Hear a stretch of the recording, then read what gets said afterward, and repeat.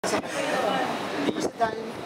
walang ganun. Dok-dok yan. Dahil lagi kayong magkasama. May love kayo. Hindi ba madidevelop yung feelings mo kay Dayan? Hindi natin alam. Pure love din yun, di ba?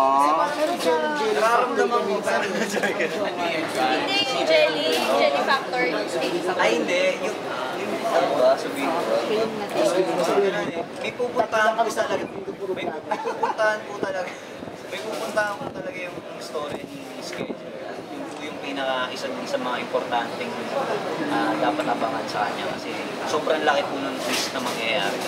Yung bang character mo nakabase doon sa Korean series o medyo Yes. iba na?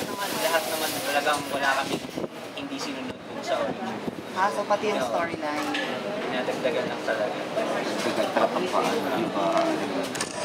So, happy ka naman sa news na ang taas ng ratings ng show. Ay, opo. Kumbaga, sobrang yung kaba namin na umpisa yung sa expectations pa ng mga tao. Kumbaga, naiba eh. Kumbaga, napunta na sa saya. Tapos ngayon, mas na-enjoy pa namin yung trabaho kasi alam namin na mas maganda yung kinakalabasan. Tapos yung mga script na dumadating sa amin is maganda ng paganda. So, pag kami mismo sa cast, sobrang excited kami para gawin everything. Pag feeling mo malaking bagay yung napanood na nila before itong teleserye na to. Opo. Sa ngayon na ginagawa niyo siya. So, malaking factor yun. Opo, sobrang malaking factor kasi syempre, yung una, alam talaga nila.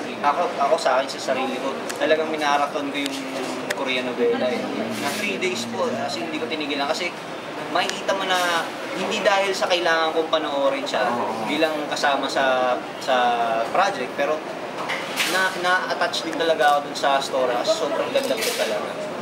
So makikita nyo talaga na yung lahat ng characters, walang maliit, walang malaki, lahat konektado sila. Di ba bago lang nanganak yung house father ba? Sobra ito, may high bags ang dami. Dito siya nakakatulog. Sobrang saya, dito na ako sa taping at tulog. Hindi, sobrang hands-on naman po. Saka yun, sobrang cute ng May video. alam ko na yung follow-up. Sobrang saya. Alam ko na yung follow-up.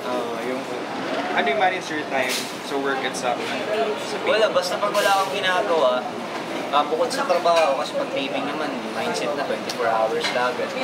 Tapos pag uwi, hindi na ako gumagawa ng ibang lakad. Focus na lang ako sa family. Happy ka rin, Denise.